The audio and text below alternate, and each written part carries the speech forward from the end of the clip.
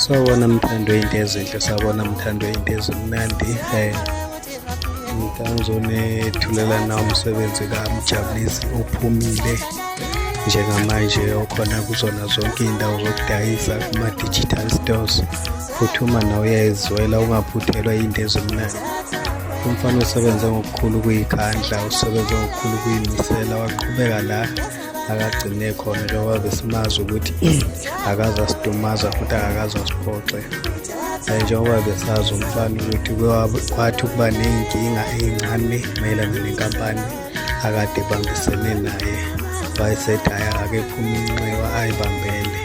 Ngiyathemba-ke mabhinca ngoba ningabantu abaneqiniso nokuyimela into yenu uma niyithanda. Ngiyacela ukuthi umfana siyompha indlebe, simlalele kulo msebenzi wakhe oyisingile osaphumile ozolandelwa